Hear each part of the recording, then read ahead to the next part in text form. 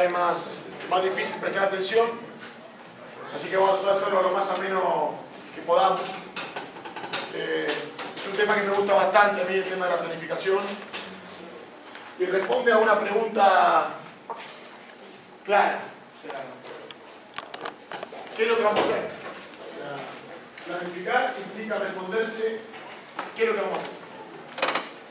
Cuando uno empieza la temporada, cuando uno le da un club o llega a un colegio y se hace cargo de un proyecto deportivo, se tiene que preguntar cuál va a ser el camino que va a recorrer a lo largo de ese año, ¿no? Yo creo que los entrenadores, o a los entrenadores mucho no nos gusta sentarnos a escribir. O sea, creo que en el momento que más escribimos a veces es en las clínicas. A veces ni escribimos en las clínicas. Y el tema de planificar es un ejercicio que deberíamos hacer todos, porque nos permite hacer un recorrido previo, mental, de cómo va a ser nuestra temporada. Entonces yo le puse esta charla del escritorio al éxito en el campo de juego, porque creo que hay un montón de factores, elementos, que parecen que no son tan importantes y que si nosotros los tenemos en cuenta a principio de año, con una determinada parte del año, van a ayudar significativamente al éxito. Pensar, responderse esa pregunta. ¿Qué voy a hacer? ¿Qué voy a hacer este año? ¿No? Entonces, indudablemente, responder una pregunta como la que le acabo de hacer implica proyectarse y ver qué voy a hacer con un equipo de jugadores, con chicos o con un equipo mayor. Significa filosofía, significa tomar una toma de posición. O sea, yo le decía cuando hablaba de filosofía que no todos los entrenadores que están en esta sala harían las mismas cosas del mismo modo, porque a algunos seguramente les gusta defender zona, a otros les gusta defender hombre a hombre, a otros les gusta defender con cambios, a otros les resulta importante defender sin cambios. Entonces la filosofía, o su filosofía, o la forma de entender el básquetbol que ustedes tengan, no llego hasta acá, no importa, así si me escuchan así mejor. Les va a determinar la forma de trabajo y la forma de juego. Dos elementos grandes que hay que tener en cuenta, que no son los mismos. El sistema de trabajo son las reglas. Son las reglas de equipo, son las reglas de funcionamiento, son las reglas de trabajo, los horarios, las pautas, la forma en la que me voy a dirigir a mi equipo, las penalidades que le voy a poner si estoy en caso de dirigir un equipo profesional, o las sanciones ante un incumplimiento. Es decir, la estructura de reglas que va a definir la convivencia del entrenador con su equipo va a estar dentro del sistema de trabajo. Y por el otro lado, va a estar el sistema de juego. Yo tengo que ir pensando cómo quiero que mi equipo juegue. Vamos a ver a lo largo de la charla que hay un montón de condicionantes y de factores que determinan cómo va a ser mi sistema de juego. ¿Va a estar determinado por mi filosofía, por mi gusto, por mis experiencias previas, o va a estar determinado por las características de los jugadores? O puede estar determinado por un punto intermedio de mi sistema de juego y de la posibilidad que tienen mis jugadores. Porque no todos los equipos son iguales y no todos los jugadores son iguales. ¿Se entiende eso? Entonces, esta cuestión y esta pregunta me las tengo que responder en el momento que yo me hago cargo de ello. Y planificar es un proceso. Es un proceso, no se da en un momento puntual, no se da en un momento específico. Me senté, armé mi planificación y ahí se acabó. La planificación no está muerta en el sentido de que se hace y se mete en un cajón. Cuando uno hace una planificación, tiene que pensar que la planificación permuta y cambia todo el tiempo. cambia por los datos que yo recibo de la realidad, de los partidos, de la evolución de mis jugadores, de la situación socioeconómica del club, etcétera, etcétera, etcétera. Va a haber un montón de factores que van a incidir directamente en la planificación, buenos y malos, que va a hacer que la planificación vaya cambiando y se vaya reajustando para que efectivamente nosotros podamos cumplir con los resultados. Según el diccionario de la ciencia de la educación, es un proceso que debo seguir para alcanzar objetivos concretos en unos plazos determinados y en etapas definidas, partiendo del conocimiento y de la evaluación científica de la situación de origen y utilizando de modo racional medios naturales y recursos humanos disponibles. Esta definición, que parece tan linda y tan llena de palabras raras, la podemos traducir en qué es lo que tengo que hacer para cumplir mis metas en el lugar donde yo estoy, con los jugadores que yo tengo, con la estructura que yo tengo, metas que tienen que ser posibles y alcanzables, o sea, que tienen que ser lógicas, con todos esos recursos que yo tengo en un lapso de tiempo. O sea, que vamos a tener un inicio, un desarrollo y un fin, y durante ese inicio y ese desarrollo y ese fin vamos a ver elementos que van a estar conviviendo o entrelazándose y de los cuales el entrenador interactúa modificando esa realidad para el logro de objetivos. El éxito tiene que estar entendido no en términos de resultado, y esto es muy importante. ¿Por qué es importante? Porque nosotros, si pensamos solamente el éxito en términos de resultado, en la categoría formativa estaríamos haciendo un daño muy grande. El éxito está directamente relacionado con el logro de los objetivos. Y si yo soy un entrenador de formación y trabajo en la formación, el centro de toda la intención es el jugador y el desarrollo de ese jugador. ¿Se entiende? Y esto es vital que lo entiendan. Es muy importante que lo entiendan. Si bien el entrenador es el artista protagonista de toda esta historia, de lo que hablamos, el centro y todo lo que hacemos por el jugador, es la figura rutilante de la etapa de formación. Nosotros no nos podemos alejar de esa idea de que la estrella son los chicos. Lo importante son los chicos. Y todas las acciones tienen que estar dirigidas a su desarrollo.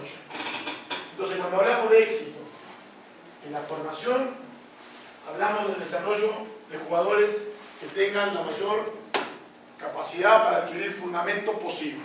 Y como hablaba bien Javier hoy, para algunos va a ser un nivel y para otros va a ser otro nivel. Pero para nosotros tiene que ser nuestra meta de trabajo. En cambio, si estamos hablando de la liga nacional o de la liga profesional, seguramente el éxito va a estar directamente relacionado con el logro de resultados. Y ahí va a haber otro tipo de acciones que el entrenador tiene que estar dispuesto a tener, cambio de jugadores, poner una multa, etcétera, etcétera, etcétera. Hoy un poco el profesor preguntaba situaciones de la vida del entrenador, ¿no? Entonces, yo creo que la manera más dolorosa, pero más efectiva que tiene un entrenador a atender es el error. Pero para errar en esta carrera de entrenador o en esta profesión es necesario arriesgar. Y yo digo, si voy a arriesgar, y si voy a arriesgar como yo arriesgo para ganar, tengo que estar convencido de lo que hago. Entonces es importante que ustedes hagan su propia filosofía. Si se van a equivocar, equivóquense por algo que ustedes creen o algo que ustedes sientan que vale de él. No se equivoquen con la receta de otro, porque eso es lo peor que les puede pasar. Es importante que ustedes como entrenadores tomen cosas de otros entrenadores, pero que las adapten a lo que a ustedes les gusta. Porque en el momento que se van a equivocar es preferible equivocarse con lo que uno hace y no con lo que hace el otro, que está muchas veces modelos exitosos para unos entrenadores no son exitosos para uno mismo. Bien. Tomemos la planificación como una herramienta. No pensemos en algo complicado, ni ciencia de la NASA, ni por ingeniería nuclear, no. Muchachos, planificar tiene que ser, yo termino esta clase, esta hora y media que vamos a estar hablando, y quiero que piensen en van a hacer la planificación como una herramienta. De la misma manera que filmamos un partido para poder reverlo planificar tiene que ser una herramienta que a ustedes les sirva para lograr sus objetivos de trabajo. Si lo usan, bien. Si no lo usan, van a tener una situación de diferencia con un entrenador que efectivamente usa esta herramienta. ¿Qué es lo que busco? Proyectar mentalmente, es un trabajo mental, de poder ver cómo va a ser el camino que voy a recorrer. O sea, hacerme una estimación. Sé que es un lapso de tiempo, que voy a empezar mis entrenamientos en tal fecha, que voy a trabajar con tanta cantidad de chicos, que el conocimiento que tienen estos chicos es tanto, que tienen una experiencia motriz tal, que tienen una experiencia de juego tal. Y me tiene que servir a mí para conocer la estructura donde estoy inserto. Cuando hablo de estructura, hablo del lugar donde yo trabajo. Optimizar el tiempo, que normalmente es poco. Yo estoy escuchando que acá, por ejemplo, para trasladarse de un lugar a otro, a veces que tardan 2 horas, ¿no? Entonces, a ver, veces que no van a tener tiempo de entrenar tanta cantidad, o les cuesta llegar, que es importante que cuando llegan a la cancha estén todo en condiciones y que no se pierda tiempo.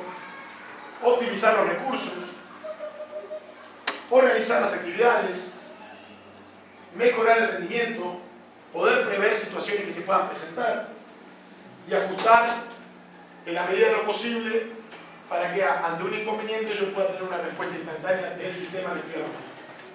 O sea, como verán, las ventajas son muchísimas.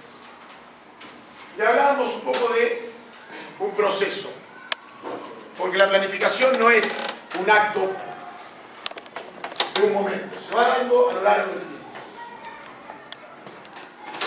Un poco vamos a ver acá que empezamos con un análisis múltiple, una primera evaluación. Hoy, ¿tu nombre cómo es? Luz Estela me preguntaba un poco sobre el tema de cómo afectaban los test, o en qué momento los test podían modificar o tener alguna incidencia sobre la planificación. Ahora lo vamos a ver. Cada uno de estos puntos los vamos a ver a continuación. Análisis múltiple, que es un análisis inicial. Yo voy a llegar a un lugar y voy a ver dónde estoy parado. El segundo paso es la decisión y el acuerdo de los objetivos, tanto de la institución donde yo trabajo, como los objetivos del equipo, como los objetivos individuales. A partir del conocimiento de los objetivos voy a pasar a una selección de contenidos. Luego, sabiendo los contenidos o el básquet que voy a enseñar, voy a pasar a una fase de periodización. La periodización consiste en darle un número y una fecha y un tiempo, cuantificar esos valores sobre los cuales yo voy a trabajar en la línea de año o 2 años o 3 años, depende de la duración del proyecto. La práctica deportiva, el movimiento en sí, chicos entrenando, chicos jugando al básquet, chicas entrenando, chicas jugando al básquet, compitiendo, empieza la actividad. Y finalmente, la finalización del proceso con una evaluación final. Durante todo el recorrido, nosotros vamos a establecer momentos de control. Durante todo ese año, nosotros vamos a tomar muestras para saber cómo va nuestro año, cómo va nuestra planificación. Es decir, si se van cumpliendo las metas o si no se van cumpliendo las metas y en qué nivel yo tengo que rectificar ese procedimiento. Vamos al primer punto. A mí me contratan para trabajar, normalmente ustedes trabajan en colegio, ¿no? O sea, la organización deportiva de Colombia es más colegio que club. La figura de club no está, ¿sí o no? Sí, están las dos. Están las dos. Bueno, perfecto, mucho mejor. Me contrata un club o me contrata un colegio como entrenador de básquetbol. Acordamos nuestro salario. Normalmente eso se produce normalmente al inicio de la temporada, previo al inicio de la temporada, o excepcionalmente echan a un entrenador y me llaman para trabajar.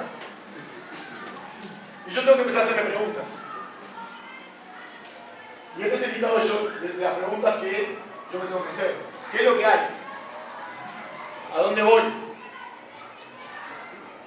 ¿Con qué recursos humanos cuento? ¿Qué infraestructura cuento? ¿Qué recursos económicos cuento? Conocer la historia del club, No es lo mismo ir a trabajar a un club con una gran historia deportiva que a un club que recién empieza. No es lo mismo ir a trabajar a un club de barrio que a un club de elite. No es lo mismo ir a trabajar a un club pobre que a un club rico. Porque va a haber un montón de aspectos que me van a ir condicionando a mí como entrenador al momento de determinar mis objetivos, en cuanto a recursos y en cuanto a posibilidades. ¿Cuáles son las preguntas que le debo responder en esta etapa?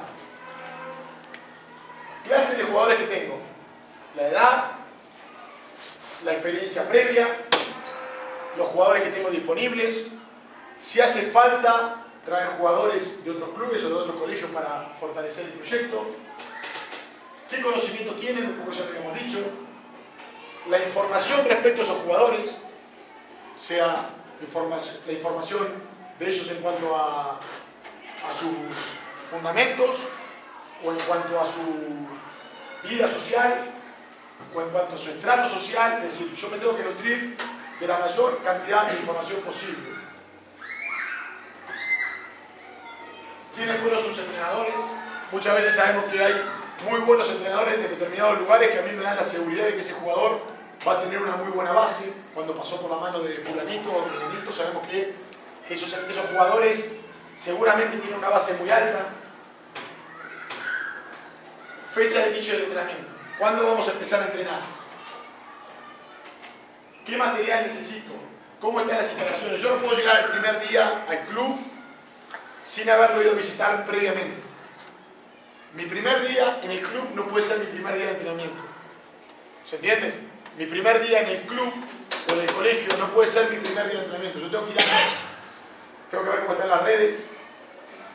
A mí me ha pasado cometer ese error, por eso se lo digo. Y haber ido a trabajar a un club que el último año del campeonato había salido campeón, que me había cortado las redes y que durante las vacaciones se mantuvo toda la cancha cerrada. Entonces yo fui el primer día de entrenamiento y me encontré con que la cancha no tenía redes. Y parece una tontera, pero ese entrenamiento lo tuvimos que hacer sin redes, con toda la complicación, ¿no? El aro sin redes. Y de eso aprendí, de que el primer entrenamiento no puede ser mi primer día en el club. Yo tengo que ir a ver antes cómo están las instalaciones, saber cómo está el club. En el caso de tener la posibilidad de contar con un cuerpo técnico, ¿quién va a ser el preparador físico? ¿Qué conocimiento tiene? Entrevistarme al preparador físico, coordinar la planificación con él, el trabajo de la planificación en caso de que haya un cuerpo técnico, tiene que ser un trabajo en conjunto, no es solamente el entrenador, porque después vamos a ver cómo juegan las cargas.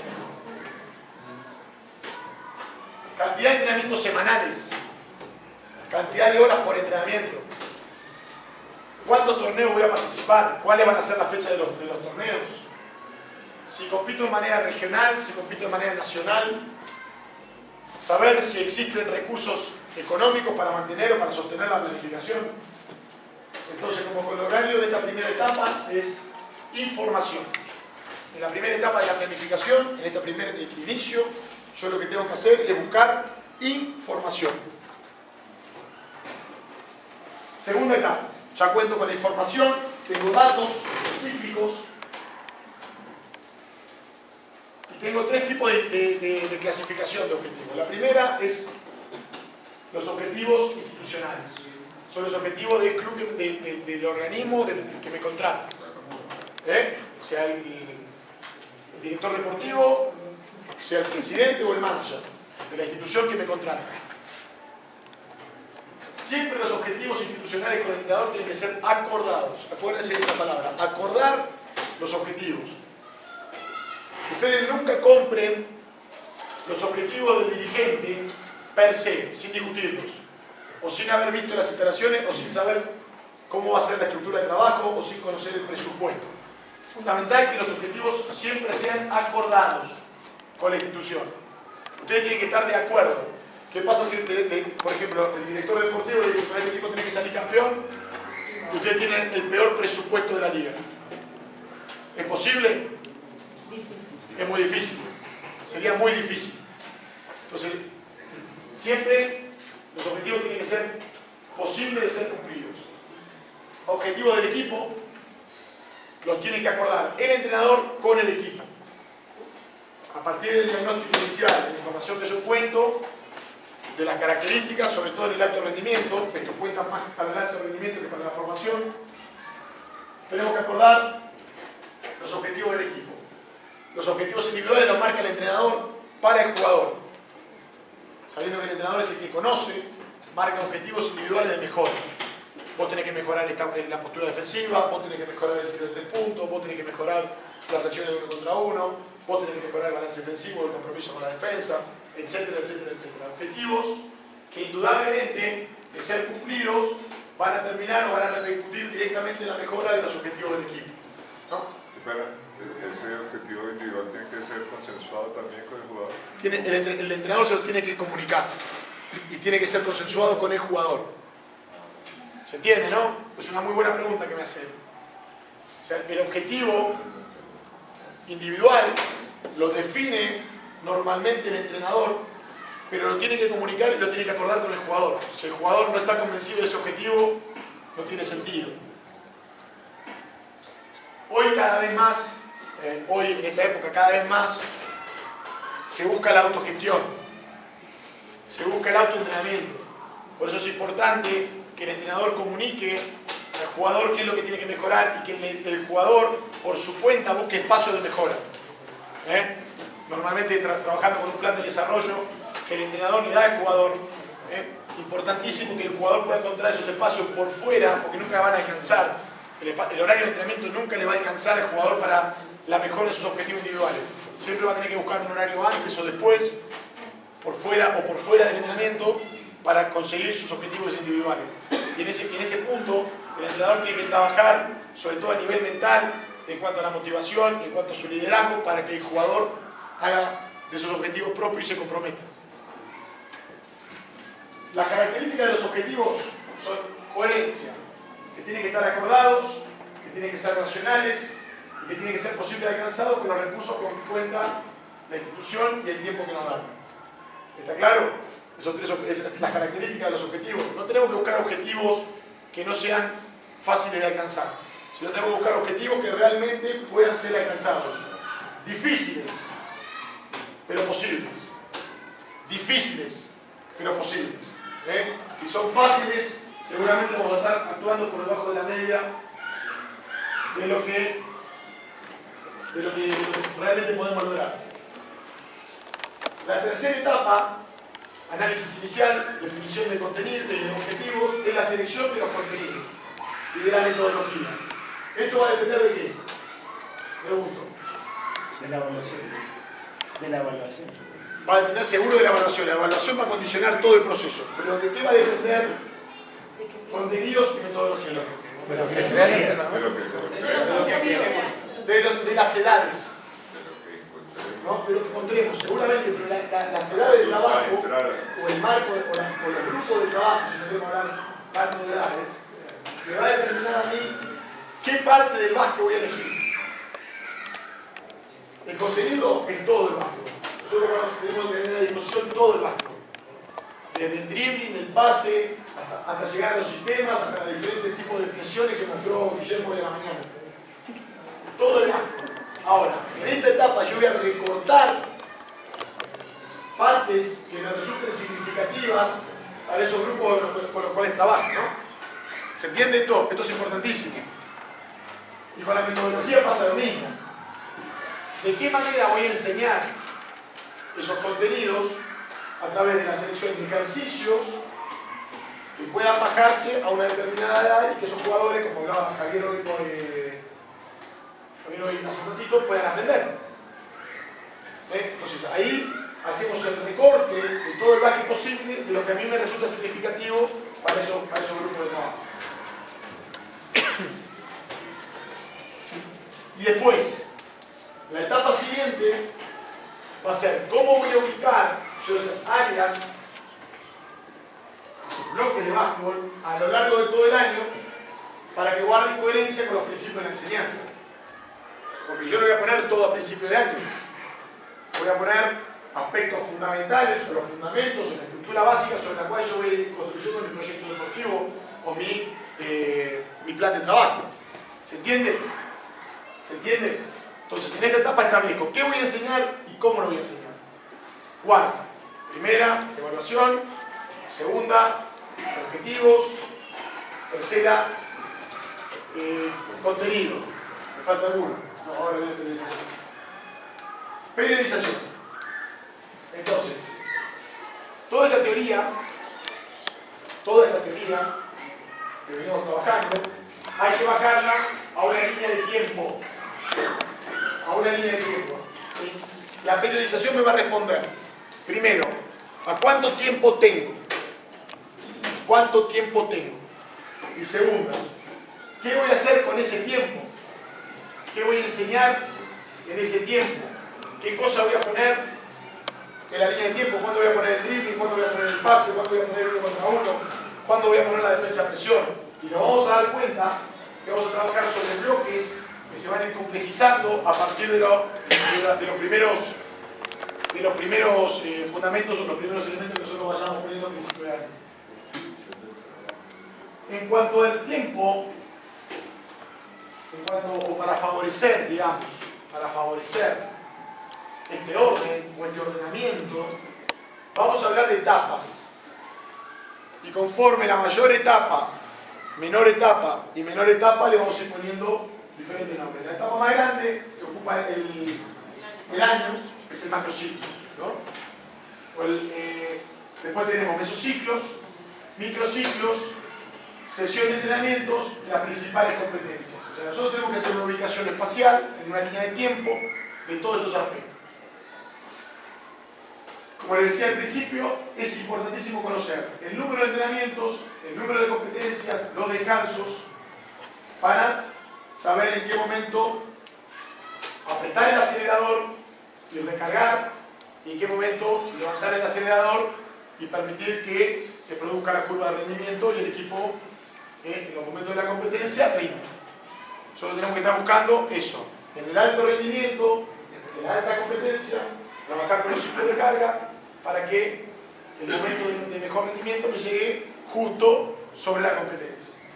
Seguramente que estos datos en las etapas de formación no son tan relevantes, sí son relevantes la manera en la que yo voy a ordenar la enseñanza de los diferentes fundamentos y el seguimiento que yo voy a hacer a esa enseñanza de diferentes fundamentos a través de las evaluaciones.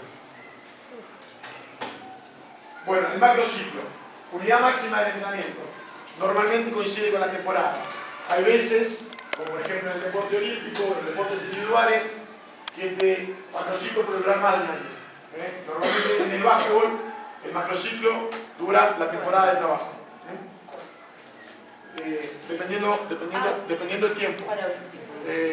No, olímpico puede ser 2 o 4, puede ser 2, dependiendo de la competencia que tengan, pero normalmente en el básquetbol, sabiendo que la competencia dura un año, dura ese tiempo de trabajo. Tiene 3 partes, una parte de preparación, una parte de competencia y una parte de transición, que es el espacio que existe entre 2 periodos de preparación y competencia, ¿no? Hay un poco, después lo vamos a ver más adelante, que la parte de preparación se divide en un periodo preparatorio general y un periodo preparatorio específico. La de competencia puede ser varias, dependiendo de la cantidad de competencias que ustedes tengan y si hay o no playoff. Y la de transición normalmente, antes, en otras épocas se usaba de descarga. Hoy lo que se busca es que la fase de transición sea una fase activa, con diferentes tipos de actividades, no relacionadas con el básquetbol, pero que permita mantener al jugador en actividad. Los mesociclos, microciclos y sesión de entrenamiento, esto no es tan relevante, viene a enriquecer un poco la teoría del entrenamiento. Un mesociclo es un conjunto de entre 2 y 4 microciclos. Normalmente nosotros lo tomamos como un mes de trabajo. El microciclo es un conjunto de sesiones de entrenamiento, normalmente la semana de trabajo, y la sesión de entrenamiento puede tener 1, 2 o 3 entrenos dependiendo del momento, porque podemos tener equipos que entrenan a la mañana y a la tarde. La sesión de entrenamiento en ese caso sería con 2 estímulos o 3 entrenamientos, dependiendo del momento del año en que estemos. Una parte sumamente importante es el control de este proceso. Nosotros estábamos hablando de un proceso de tiempo y dijimos que era un proceso que estaba vivo, y dijimos que es un proceso que no inicia solamente en el momento que yo escribo la planificación y ahí termina, sino que sobre el cual yo trabajo, y estoy encima, y del cual tomo información, pero le doy información a esa herramienta. Entonces, podemos hablar, dependiendo del área de trabajo, de una evaluación física que corresponde medir con tablas preestablecidas el rendimiento de distintos parámetros de la cualidad física, fuerza, resistencia, velocidad, potencia, elongación o flexibilidad. Evaluación técnica que corresponde medir o estimar la eficiencia y eficacia de gestos técnicos propios del deporte. Una evaluación táctica que corresponde a estimar actuaciones dentro de determinadas situaciones de juego. Y una evaluación médica, ¿no? Dependiendo del área, vamos a ver después más adelante, cuando en el próximo bloque que voy a dar sesión de entrenamiento, una batería de ejercicios, de mediciones para cuantificar la carga técnico-táctica. Sabemos que la carga física la va a medir el preparador físico conjuntamente con el entrenador, pero normalmente el encargado de medir las cargas físicas va a ser el preparador físico. El médico, la carga médica, y normalmente el entrenador es el que se encarga de medir tanto la técnica como la táctica. ¿Se entiende hasta acá? Por áreas. Sí. Y después tenemos otra evaluación, otro testeo, que tiene que ver con el momento del año en que se realiza. La primera es la diagnóstica, que dijimos que es de gran importancia para la planificación, sumamente importante. Ya hablamos un poquito de eso. La otra es la evaluación del proceso. Son mediciones que nosotros vamos a hacer en momentos significativos, o momentos que nosotros estimemos que son significativos del año. Por ejemplo, después de haber enseñado un fundamento, después de haberlo entrenado, vamos a medir a ver cómo está ese fundamento. O enseñamos una determinada jugada, la entrenamos, la pusimos a trabajar, pasaron 2 o 3 partidos y podemos medir a partir de una tabla que puede llevar el asistente la eficiencia y la eficacia de esa jugada. ¿Cuántas veces la utilicé? ¿Cuántas veces me dio buen resultado? ¿Cuántas veces me dio mal resultado? El porcentaje total o la utilización total de ese sistema en relación al resto de los sistemas, qué porcentaje lo utilicé. ¿Se entiende? Momentos puntuales del año. La otra es la evaluación continua. Llevarla, es la diaria, la cotidiana. Por ejemplo, medir la cantidad el porcentaje de efectividad que tiene un jugador de tiro libres, o medir el porcentaje de efectividad de un jugador que tira 3 puntos antes del entrenamiento, después del entrenamiento. Y es un poco la más instintiva de todas. Cuando yo voy a entrenar y veo y le tomo la medición o la sensación de cómo está el equipo. Esa es la continua, la permanente, la de todos los días. Ahí depende mucho de la sensibilidad del entrenador para ver cuestiones que tienen que ver con el humor del equipo, que tienen que ver con el grado de compromiso del equipo, que tienen que ver con el grado de desempeño del equipo durante el entrenamiento y durante los partidos. Yo normalmente digo de ver las caras de los jugadores, poder ver cómo está el equipo.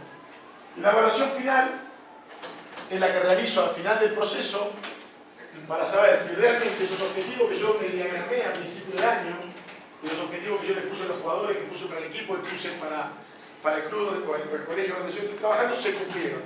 O en qué grado se cumplieron. ¿No? Esa información final me va a servir de base para la elaboración de la planificación del año siguiente, de la temporada siguiente. Este es un esquema más o menos de cómo sería un año de trabajo. Nosotros tenemos la primera etapa, el primer macrociclo 1, que me involucra 2 meses de trabajo, o 1 mes y medio de trabajo, 1 mes y medio. Estas son 2 semanas y estas son 4 semanas. Y fíjense lo que yo empiezo a hacer. Empiezo a tomar datos concretos, 6 entrenamientos y 6 entrenamientos. Y voy numerando. Este sería el microciclo 1, de una semana, el microciclo 2, el 3, 4 y el 5, son 3 semanas de trabajo, y voy cuantificando la cantidad de entrenamientos, 6 entrenamientos, 6 entrenamientos, 6 entrenamientos. A medida que me acerco a la competencia pongo un partido amistoso, entonces tengo 5 entrenamientos más un partido, a la semana siguiente 5 entrenamientos más un partido, hasta que empieza el torneo, son 16 semanas, tanta cantidad de partidos, tanta cantidad de entrenamientos. Empiezo a buscar información. Continúa el torneo, la segunda fase del torneo. Acá hay un receso. Normalmente los chicos cuando tienen vacaciones de invierno tienen un receso donde no se entrena una sola semana. No hay competencia, hay 5 entrenamientos. Y volvemos a retomar acá la segunda parte del año con más competencia, con los playoffs. Acá pongo variables porque no sabemos la cantidad de partidos que vamos a tener. Y en la última etapa de transición, que tampoco sabemos en función de cuándo vamos a empezar a entrenar el año siguiente, la cantidad de microciclos que vamos a tener. Pero fíjense que el objetivo principal de armar este cuadro es poder tener en papel el año de trabajo. Yo sé que acá voy a tener tanta cantidad de entrenamientos, una estimación de la cantidad posible de partidos, y lo que me va a permitir a mí es saber qué tiempo tengo disponible para trabajar. Entonces, yo a partir de esta tabla voy a saber la duración del periodo preparatorio, tanta cantidad de entrenamiento y tanta cantidad de horas, el periodo de competencia, tanta cantidad de entrenamiento, tanta cantidad de horas, y del periodo de transición, tanta cantidad de entrenamiento, tanta cantidad de horas. Y así con todos los otros valores para saber el número total de horas de entrenamiento, la cantidad de partidos. Sigo trabajando a partir de la búsqueda numérica de datos para ver cuánto tiempo dispongo para trabajar. ¿Me siguen hasta ahí? ¿Preguntas? ¿Venimos bien? Bien. Fíjense esto. Fíjense cómo evoluciona la parte física con respecto a la parte técnico-táctica a medida que va pasando el año, ¿no? El básquet arranca bajito, empieza a ganar preponderancia, y la parte física arranca alta en la pretemporada y empieza a perder preponderancia hasta mantenerse simplemente como una función de ajuste o mantenimiento de las capacidades que entrenamos y desarrollamos en la primera parte del año. Esto es un dato más o menos visual o estadístico para tener en cuenta. Bien, ahora, esto sí me interesa que lo vean. Nosotros cuantificamos.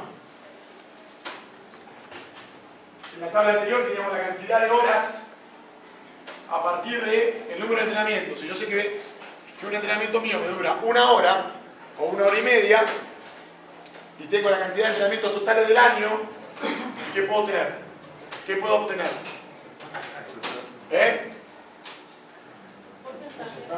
Pueden tener un porcentaje o pueden tener un número total de horas. ¿Sí o no? Pueden tener una estimación, sí. Una pregunta. Cuando se habla de los macrociclos y microciclos, ¿desde qué categoría es como viable comenzar a hacer ese tipo de...? Yo algo lo comenté. Digo, en el alto rendimiento la máxima. En la formación, creo que lo más significativo es esto. Tener en cuenta los parámetros, no tanto en microciclos, macrociclos, sino tener los datos del tiempo sobre el cual vos vas a trabajar con los chicos. La cantidad numérica de horas sobre las cuales vos vas a poder trabajar o que vas a poder trabajar con esos chicos, sabiendo qué es lo que vas a trabajar. Porque eso te va a permitir a vos poder discriminar qué cosa vas a enseñar y cuánto tiempo tenés o cuánto tiempo vos estimás que le vas a dar. Después vamos a ver que uno de los principios, lo hablé, que el principio de la planificación es la flexibilidad. Y hoy un poco hablábamos también que otro de los principios de la enseñanza es la individualidad.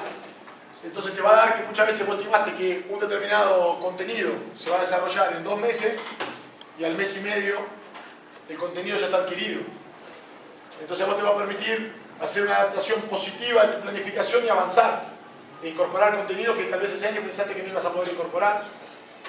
En cambio, se te puede dar una situación a la inversa. Planificaste que a los 2 meses te van a meter la bandeja a la izquierda a los chicos de 7 años y tu grupo, por una cuestión de acervo motriz, de cultura, de historia, no lo logra. ¿Y vos qué haces? Tenés que seguir trabajando sobre ese contenido hasta que lo aprendan. Entonces, sabes que ese contenido que vos estimaste a partir de tu experiencia como entrenador, de tu experiencia previa como entrenador, o de algo que vos calculaste en 2 meses, la realidad te dice que vas a necesitar 3 meses. Entonces tenés que hacer una reestructuración de tu planificación en menos.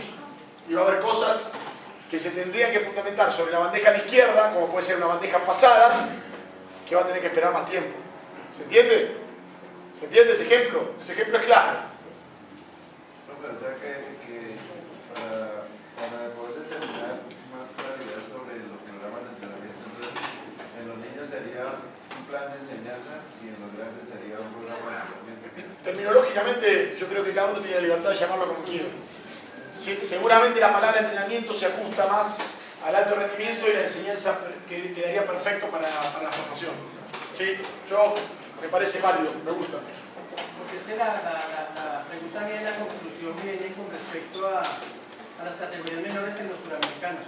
Nosotros vemos que Argentina, Brasil y en este momento Chile van a un suramericano sub-15, a un suramericano sub-17 y siempre están ahí. Primero, Argentina sobre todo. Yo te puedo hablar de Argentina. Yo te puedo hablar del programa CAP Argentina porque, bueno, estamos dentro de CAP nosotros. Con la Escuela de Entrenadores estamos dentro de la Confederación. Y es un programa de entrenamiento muy planificado. Si bien los jugadores no, o sea, es muy planificado desde el punto de vista de la selección de talento, porque hay una información permanente a la comisión técnica para saber quiénes son los mejores jugadores de cada provincia. Por el campeonato argentino y por la red de entrenadores que brindan información a la Confederación. Entonces el cuerpo técnico de la selección tiene información de los mejores jugadores del país. Esa es la primera. Y la segunda tiene muy bien planificada la organización en cuanto a cuándo van a ser los encuentros de trabajo. Tal fecha, tal fecha, tal fecha. Y también está muy bien planificado qué es lo que se va a trabajar. Hay una coordinación en cuanto a los contenidos y a la forma de juego desde de la selección mayor hacia abajo. No sé si te alcanza esa pregunta. Pero indudablemente, cuando hablamos de selecciones, si bien se busca el desarrollo, también se busca el resultado. O sea, en la selección comparten lo que es el desarrollo con la búsqueda del resultado, sobre todo cuando son selecciones nacionales. Las selecciones nacionales compiten para obtener resultados. Por lo menos ese es mi criterio. Hay gente que opina diferente y lo respeto también. Pero en cuanto a la pregunta anterior, me parece que sí que tiene que quedar clara que la planificación, para más, aproximándose a obtener la mayor cantidad de datos científicos, puede ser esto y mucho más. Lo podemos ver después cuando veamos cómo cuantificar cargas técnico-tácticas, o para menos, simplemente como una herramienta que vos te permita saber cuánto tiempo vas a trabajar con los chicos. Y una herramienta que te permita saber qué vas a trabajar con los chicos. Sumado a una herramienta que te puede permitir los métodos, o poner qué diferentes métodos vos podés jugar a lo largo del año para conseguir tu resultado. Y otra cosa importante, lo que uno piensa y lo que uno hace y no escribe, se olvida. Lo que uno piensa, escribe y hace, le permite rectificar sobre lo que escribió. O sea, es importante que tomemos el ejercicio de escribir. Hoy un profesor me mostró unas carpetas. ¿Dónde está? Que me había comentado. Uno de los profesores me mostró un material que él había recopilado. ¿Está por ahí? Allá. El profesor me mostró 5 o 6 carpetas que él a su manera armó. Entonces, fíjense la importancia de que él, a lo largo de sus años, y todo lo que él sintió que era relevante desde el punto de vista del básquetbol, lo fue armando en carpetas. Acá pasa exactamente lo mismo. Planificar es eso, es armar un material de trabajo que a ustedes les sirva. Paso al siguiente punto, ¿no? Filosofía. Vuelvo al inicio, porque este cuadro no se puede entender si no se entiende de lo que hablamos de filosofía. Y todas estas variables, perdonen que tomo un poquito de agua, cambian conforme a lo que uno siente que es importante.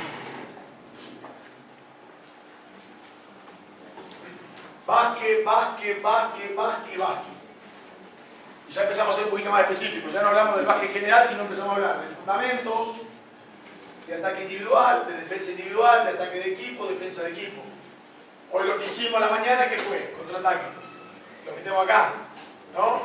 Lo meteríamos todo acá, coincidimos. O sea, ataque de equipo. Sería una parte del ataque de equipo.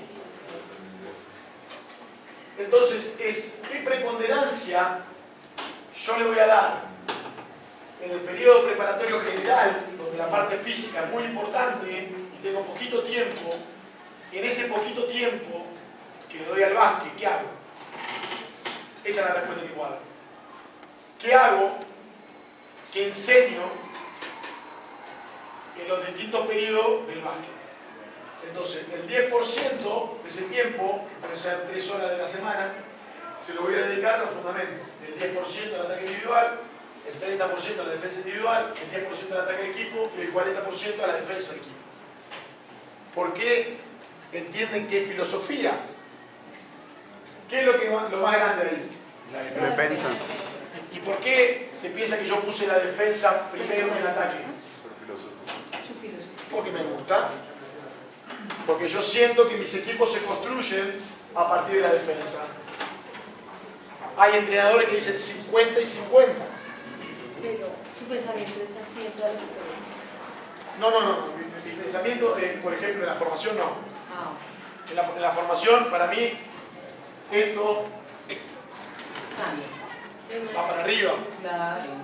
El fundamento, estamos hablando del alto rendimiento, ¿eh? Vamos a contar. Estamos hablando de un equipo de elite.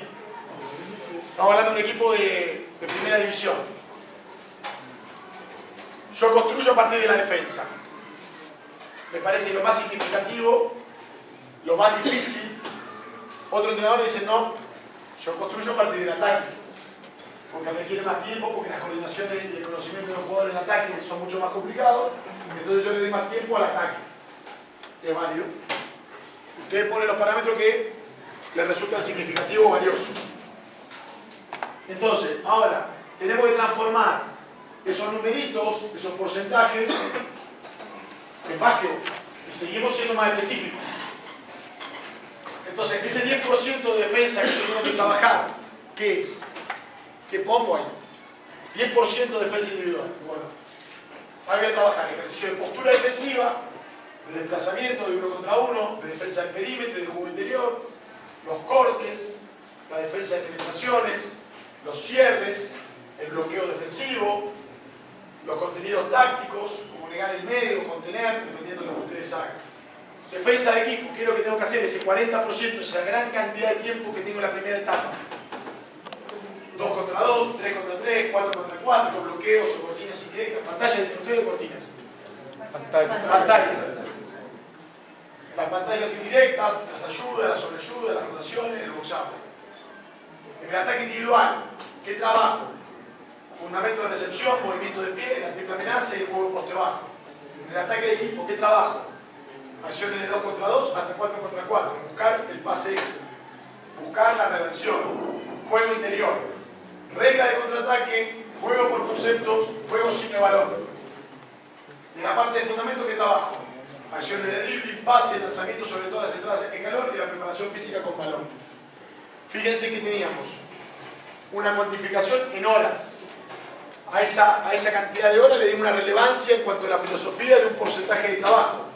Y ahora, ese porcentaje de trabajo que era defensa hay que bajarla en ¿qué? En contenidos aún más chicos, que son lo que yo estimo importante. ¿Qué faltaría? Llegar al entrenamiento y diseñar un ejercicio para la postura, que es lo que vamos a ver en el último bloque. ¿Se entiende? ¿Se va entendiendo la lógica? Bien. Fíjense que esto corresponde a la primera parte, el periodo preparatorio general. En el periodo preparatorio específico, que vendría a ser la tercera semana de trabajo, con respecto a la defensa individual, siguen las mismas actividades, pero los drills se hacen más complejos, son más complicados. Empezamos a poner situaciones ya reales de partido, situaciones de ventaja y ejercicio de templanza. ¿Qué significa ejercicio de templanza? Contacto físico. Ya empieza a ver ejercicio de contacto físico. ¿Por qué no pusimos el ejercicio de templanza en la primera parte? Porque estaban haciendo la parte física, estaban con una gran carga física y los jugadores se pueden lesionar. Entonces, nosotros teniendo en cuenta eso, los ejercicios de mayor contacto los ponemos a partir de la tercera semana. Evitamos contacto físico cuando hay mucha carga de trabajo en la preparación física. Defensa de equipo.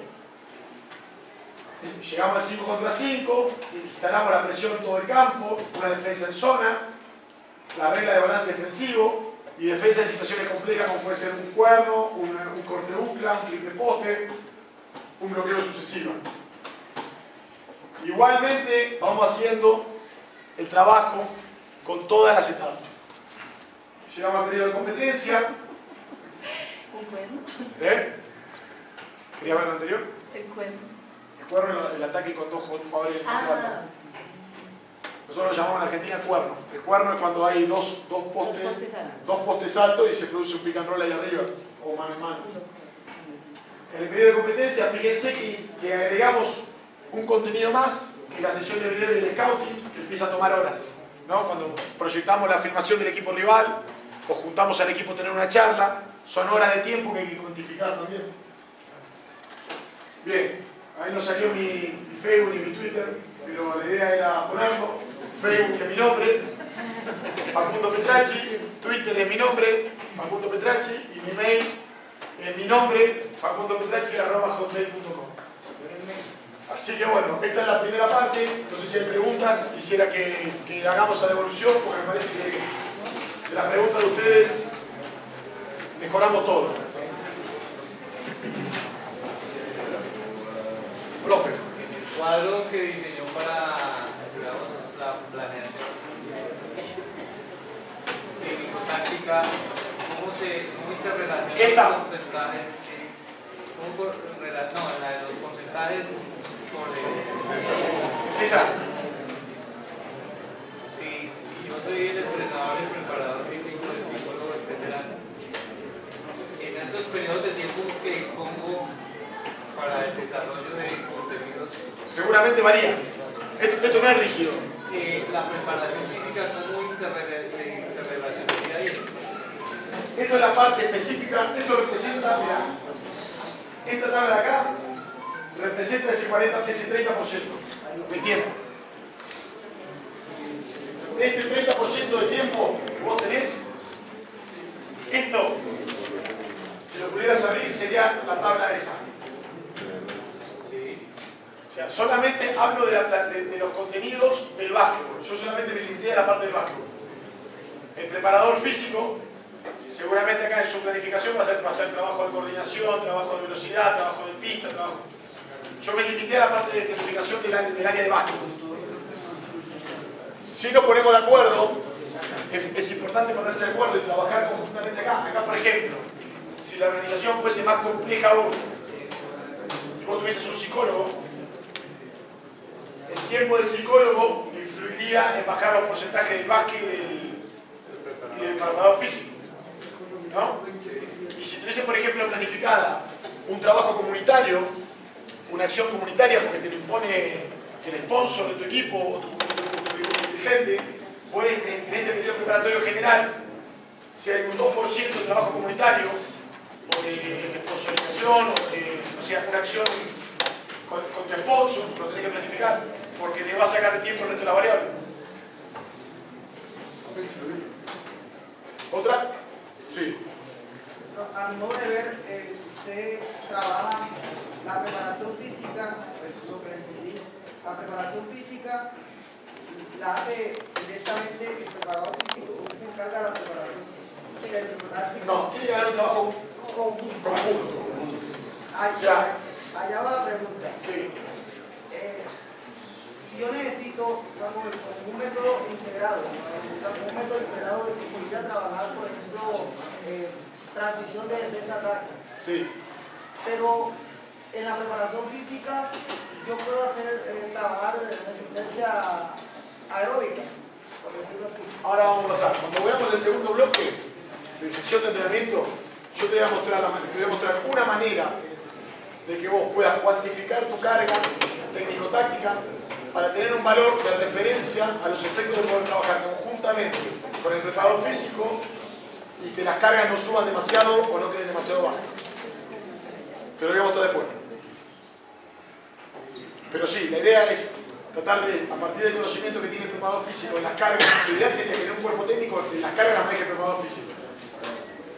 Que él sea la persona encargada de decirle al entrenador, está muy por arriba, está muy por abajo, y darle esa libertad. No todo el mundo tiene esa confianza con el preparador físico, no todo el mundo tiene preparador físico, y lo importante es, bueno, es escucharlo, porque ¿qué pasa? Nosotros los entrenadores queremos el equipo en la cancha jugando básquet, siempre es así, pero indudablemente también es importante el trabajo de las pesas, el trabajo de coordinación en la cancha, y va a haber ejercicios de la comunicación que vos tengas con el preparador físico va a ver tu planificación y va haciendo para hablar. En vez de hacer correr 20 minutos de aeróbico, hacer ese ejercicio que va a hacer las 11 posiciones, en vez de hacer las 3 minutos, hacer las 5. Entonces, conseguís el mismo resultado, tenés la carga, pero a través de un ejercicio específico del básquet. Ahí está la clave en el trabajo con el preparador físico. Pero se puede trabajar de pronto resistencia aeróbica, carrera continua, lo puedo hacer. Indudablemente, en la cancha. Ejercicio. Sí, sí, totalmente. Pero va a depender de que la persona que administra las cargas lo sepa. Cuando veamos sesión de entrenamiento, va a quedar mucho más claro eso. Pero es importante la relación que vos tengas con tu cuerpo técnico. Tiene que haber un trabajo y una organización fundamental y previa. Horas antes juntarse y revisar lo que uno termina escribiendo. Bueno, vamos a hacer esto. El tratamiento total va a durar 2 horas y media, entre lo físico y lo técnico-táctico. Vamos a trabajar, los picos de carga van a estar acá. Los descansos van a estar en este minuto y este minuto. El agua va a estar en este minuto y en este minuto. Ya lo vamos a ver dentro de sesión de entrenamiento. Dentro de lo que va a hacer usted ahorita o mañana, no veo que hay las pruebas de la evaluación técnica y táctica. ¿Sí? ¿Nos podría...?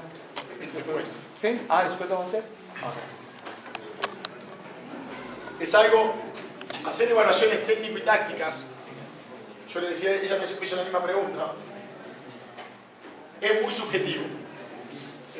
La definición de parámetros de valoración de un determinado gesto técnico queda muy a criterio del entrenador. Entonces lo que sirve para mí también no sirva para vos. Que es diferente a la parte física, porque si uno hace un T de Cooper o una beta, los datos que se obtienen son objetivables, son valederos para todos. En este caso, con las cargas técnico-tácticas, lo que vos entendés por un buen dribbling, tal vez para mí no es un buen dribbling. Entonces queda muy librado a la subjetividad del entrenador. Sí podés medir, hacer una batería de ejercicio, por ejemplo, de hacer 10 canchas en tanto tiempo. Y va a haber tal vez un jugador con una mala técnica de dribbling que lo hace más rápido que uno con una buena técnica de dribbling. Y podés medir tal vez la cantidad de pérdidas. Y seguimos estando ahí que los datos no son objetivables. Objetivables, digo, cuando son valederos para todos, te van a servir para vos. Es importante que los tengas. ¿Se entiende el concepto de evaluación de carga técnico-táctica? Sí. Ya, levantó primero. Vamos a darle al compañero. Hacer más una pregunta, reflexión en torno a lo siguiente. Todo lo que ustedes han planteado es viable en la medida que el momento en que llega el entrenador a hacer la intervención con el muchacho, que el muchacho llegue con un esquema corporal adecuado, llegue con patrones básicos de movimiento desarrollados, llegue con una combinación de patrones de movimiento, llegue con una estructura temporoespacial adecuada, llegue con una lateralidad desarrollada adecuadamente. Porque ese es el problema que tenemos cuando hablamos del básquetbol en nuestro país. Hace un año en un foro internacional de reserva de talento deportivo hecho por los deportes, la primera conclusión que se sacó es que no había educación física en primaria en los colegios. Entonces, todo lo que ellos vienen y nos cuentan de lo que han hecho no sirve para nada si no está esa primera base. Entonces, mi reflexión es en torno a lo siguiente. En la preparación, en los elementos de evaluaciones, usted planteaba lo físico, nada, porque lo que usted trabajaba en divisiones, en primera división, que era un prospecto para primera división. Entonces, ojo que nosotros acá estas cosas que yo nombré, los patrones básicos del movimiento, eso es tarea del educador físico. Pero la cuestión es que ahora ya hay escuelas de baloncesto donde tienen niños desde 8 años, 7 años, 9 años. Entonces, si nosotros vamos a intervenir niños de esas edades, es nuestra obligación ser capaces de ver si tienen desarrollados estos componentes de la educación física. Si no los tienen, hay que intervenirlos antes de empezar a hablar de técnica y de táctica. Porque muchas veces el problema es que el muchacho no puede acceder al componente mecánico de la técnica o al componente táctico, sencillamente porque no tiene el antecedente motor que debería tener en cuanto a educación física. Entonces, antes de todo eso, tiene que revisarse si el muchacho tiene las mínimas herramientas motoras para poder desarrollar lo que él plantea. Dentro de la planificación del entrenamiento deportivo para los pequeños, que él hace referencia a primera división, más que una planificación de este tipo, se debe tomar en cuenta mucho lo que son las fases del aprendizaje motor. Es más, cuando uno le va a enseñar a cualquier persona de cualquier edad, existe el erróneo en la comunidad de que las fases del aprendizaje motor son para trabajar con niños y las fases del aprendizaje no son para trabajar con niños exclusivamente, son para trabajar con cualquier persona de cualquier edad. Y cuando usted comienza las fases del aprendizaje motor, sencillamente usted tiene que revisar los antecedentes motores. Si la persona tiene buenos antecedentes motores, lo único que va a hacer es dispararse en su proceso de aprendizaje. Si tiene malos aprendizajes motores, así usted le traiga el mejor entrenador del mundo, no va a lograr avanzar lo que tiene que avanzar. Es necesario devolverse y darle lo que no se le dio en su momento oportuno. Entonces, ojo con los antecedentes motores que debe dar la educación física, que no los está dando, que es nuestra obligación como entrenadores si intervenimos a niños de esas edades darlos. Nosotros en Argentina tuvimos una gran crisis, te voy a contar con respecto a este punto, que fue la pérdida de espacio de la educación física. Una gran pérdida fue esa, la pérdida de espacio de la educación física en la escuela, que la empezó a asumir el club. Nosotros tenemos la organización deportiva nuestra, son clubes. El chico termina la escuela y es socio de un club en el barrio donde va a hacer el deporte que le gusta. ¿Qué pasó? ¿Qué perdimos? Al club empezar a cumplir esa función, desarrollar la forma básica de movimiento, se perdió el desarrollo técnico. Entonces hoy nosotros tenemos grandes problemas en la fundamentación de nuestros jugadores. Porque ni corren bien, ni hacen los gestos básicos bien, y tampoco juegan bien. Porque perdimos mucho tiempo de ese espacio que nosotros teníamos destinado a la mejora técnico-táctica para el desarrollo o para suplir las carencias de educación física en la escuela. Esa es la primera. Y el segundo elemento de desarrollo que tiene el chico era la calle, el juego espontáneo, subir a un árbol, hoy Javier lo hablaba, subir a un árbol, correr, jugar la mancha, jugar al fútbol, la espontaneidad del juego. Y se perdió por un tema de seguridad. Entonces, hoy el club tiene que lidiar con toda esa, o sea, en los lugares donde nosotros trabajamos tenemos que lidiar con eso, ¿no? O sea, que indudablemente rescato que lo tuyo es muy importante, muy valedero. Y finalmente rescato algo que es superador de eso, y creo que los entrenadores se tienen que juntar, o los encargados del básquetbol, ¿no? Empezar a hablar y plantear cuál es la realidad propia, cuál es la coyuntura, en este caso del básquet de la ciudad de Bogotá o de todo Colombia. Porque me parece que a partir de juntarse, analizar la problemática y establecer o unificar criterios de enseñanza, se puede crecer. Te agradezco el aporte. Sí. Yo le agradezco aquí al colega, al compañero, profesor, porque siempre la particularidad mía es de conversar y hablar. Y una de las cosas más, digo, terribles por lo que tenemos, es que nuestra educación física no tiene la calidad y los profesores abandonan eso. Yo le planteo algo, el niño juega para vivir, juega para jugar y juega para vivir. Mediante el juego podemos enseñar al niño. Ahora, las cualidades biomotoras, que son la flexibilidad todos los días, la fuerza semana en mano, la La resistencia, Y la resistencia es año por año. Nos olvidamos de esas cualidades biomotores. Bueno, en los niños esto. La flexibilidad, uno de los aspectos naturales que tiene el niño, la niña. Pero cuando después pasa de los 12 años es regresiva y comienza cuando le toca a un niño de 13 o una niña de 13, tiene, no, me puedo. ¿Y qué nos da la flexibilidad? La amplitud del movimiento articular y muscular. Entonces, el niño no tiene fuerza, el niño no es veloz. De pronto uno detecta en un niño que se mueve un poco con más reacción, algo, entonces, y eso es lo que estamos perdiendo. Pero yo creo que eso es responsabilidad del entrenador al momento de diseñar su plan de trabajo anual, ¿no? Entonces, en el momento de, o sea, que el entrenador esté solo, de saberlo, tener el conocimiento, hoy hablamos de la responsabilidad de conocer. Conocer para poder transmitir y para poder enseñar, y conocer para crear. O sea, yo no solamente me quedo con lo que aprendo, sino trato de innovar.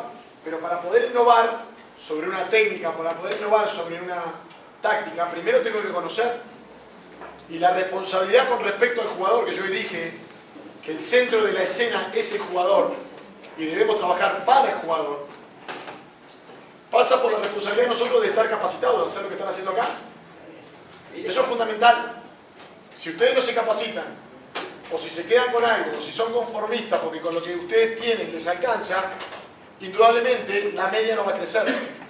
Sumado a eso, tiene que haber una mejora en la competencia. Porque la competencia es el lugar donde yo voy a proyectar lo que aprendo. Si yo aprendo y no puedo competir, o aprendo y no puedo jugar, o aprendo y no tengo dónde reflejar esa mejora, ese hábito de saber que soy mejor que otro, no se genera la necesidad de aprender. Y permítame hacer la reflexión con todo el respeto que tengo por usted, que lo conozco escrito, y ahora me agradó mucho escuchar al profesor Javier. Exacto. Porque si nosotros estuviéramos aquí, la gente que tiene ustedes en Argentina, de esa capacidad, porque yo puedo saber todo el básquetbol del mundo, pero si no lo sé enseñar. Pero yo creo que ustedes, o sea, me parece que ustedes tienen la gente. Lo que tienen que empezar a trabajar es sobre la organización de la competencia y la organización del conocimiento. Quería agregar una cosita con respecto a eso. El potencial está, la diferencia, Argentina empezó a crecer cuando se juntaron los entrenadores. Te doy un ejemplo muy rápido. Muy bien. Sergio Hernández fue el que dirigió el ciclo olímpico, Julio Lamas fue el ayudante. Después fue Julio Lamas y Sergio Hernández fue ayudante. Cuando la mezquindad genera que se atomicen todo y que todas las partes estén por separado. Cuando se empieza a trabajar en equipo, se logra cualquier cosa. Permítame un poco porque me voy a adelantar, de pronto usted quiere cumplir el horario, pero mire, voy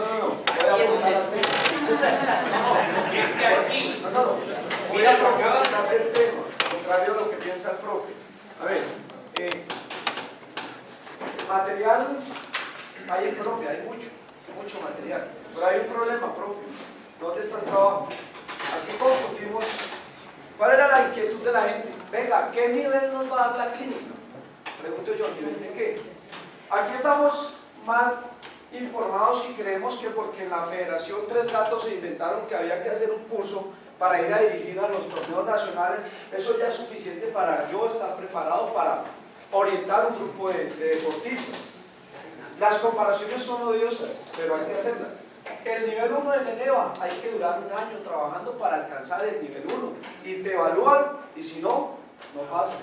Aquí hacemos un curso de 3 días donde ni siquiera se cumple la temática, donde de pronto nos llevan gente no suficientemente preparada, porque lo digo por experiencia propia, y ya no certifica el nivel 1. Por los objetivos. ¿Sí? El objetivo no es prepararse, sino tener el cartón. Exacto, tener el cartón para poder dirigir. Y yo pregunto, con todo el respeto, a los que me decían, oiga, ¿qué nivel va a dar eso? Oiga, yo le pregunto, ¿usted en qué liga trabaja? Porque es que no nos digamos mentiras. Los que van a dirigir siempre las ligas son los mismos que lo iban haciendo hace rato. Ahora, aquí hay un problema de base muy grande y es la parte administrativa de nuestro baloncesto colombiano. Seguimos con los mismos allá arriba. Y va uno a decirles, oiga amigo, venga, voy a traer a estos señores, venga, del mundo visto hoy. Dice, no, es que eso lo pide la liga. Y voy a la liga y les digo, venga, mire esto. Pido con 3 meses de anticipación el cuento de la bala. Me contestaron hace 8 días que sí. Entonces, ¿qué sucede con la estructura organizacional del básquet en Colombia? Ahí está el problema. Aquí no hay un jefe de entrenadores de selecciones. Aquí formamos, ejemplo, se juntan 4 clubes en Bogotá y arman un equipo, discúlpenme el término, lo más chimbo que pueden encontrar, y van y les dan una pela ya en un juego en los torneos nacionales. ¿Qué pasó con el sub-15 hace unos días? ¿Cómo es posible? ¿Cuántos clubes tiene nuestra ciudad? ¿Cuántos jugadores sub-15 tienen los colegios de Bogotá? Pero los colegios no están aceptados como clubes. ¿Por qué? Eso cambiaría toda la No, es que, perdón, sí somos aceptados como clubes, nosotros somos club. Pero no somos aceptados. Pero permítame hacer una interrogación, Perdón. profesor. Permítame hacerle. Está diciendo la Abordamos por favor. Gracias. Entonces, ¿qué sucede? ¿Qué sucede? El deporte, el baloncesto lo están tocando unos pocos. Se están desconociendo los potenciales, pongo el ejemplo de Bogotá, de los colegios. ¿Cuántos talentos en basquetbol en las categorías inferiores tienen los colegios? ¿Y cuántos de estos pelados van a un torneo de interligas? ¿Qué sucede? Se juntan 4 clubes de Bogotá y sacan una selección Bogotá. Entonces, solo pongo el ejemplo. Me voy a Boyacá. El entrenador que esté en Boga, en el colegio X, es el que va a manejar la liga. ¿Cuántos jugadores en la provincia de Boyacá son excelentes, tienen las condiciones, el biotipo? Lo mismo. ¿Cuántos departamentos se quedan sin ir a los torneos interligas de las categorías inferiores? Y hay plata. Hay plata, porque los institutos tiran la plata a las ligas. Y los procesos de abajo se pierden. Caso concreto, Boyacá, juegos pasados nacionales, no los que pasaron sino los anteriores. Malla de Plata en San Andrés. Venga, si yo sigo un proceso juicioso, esos pelados deberían ya estar la mayoría de la jugando en la liga profesional. Siguientes juegos nacionales, ¿de qué Boyacá? Uno nada más. ¿Sí? Entonces, pongo el ejemplo de lo que yo tengo conocimiento, de lo que he estado cerca. Entonces, aquí viene la pregunta, ¿nosotros qué estamos haciendo? ¿Sí? Me decía Javier, venga, yo creo que con 300 entrenadores que lleguen allá a la clínica va a estar medio risa. Esto está lleno. ¿Sí? Está lleno. ¿Cierto? 80 personas están inscritas. Me decía, tan poquito, me dijo alguien, no, eso es una cantidad en Colombia. Es una cantidad en Colombia. Y más cuando no se va a certificar nivel de nada, se les va a su certificación del curso, ¿sí? Pero entonces aquí están los que quieren mejorar el conocimiento, lo que decía Facundo.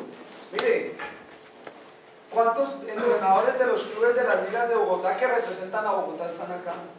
Porque como ya saben harto, con lo harto que saben, les es suficiente para seguir ganando. Pero yo los felicito porque esta es la forma de empezar a mejorar el básico.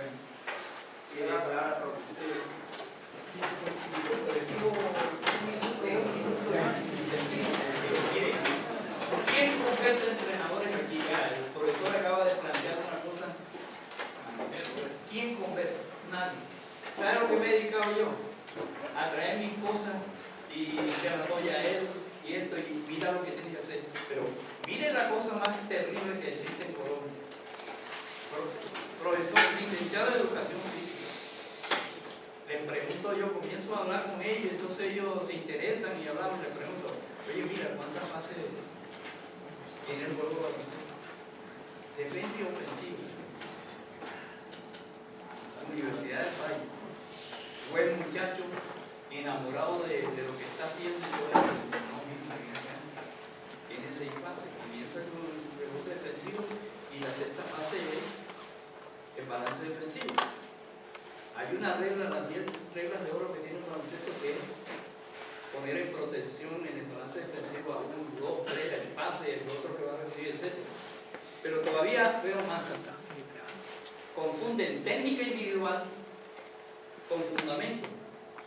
¿Cómo voy a enseñar a un niño de 8 años el drible por la espalda y el pivot reverso cuando todavía el muchacho no sabe hacer desplazamiento? Es más, con todo el dos eminencias que tenemos aquí, el cambio de dirección en los desplazamientos ofensivos.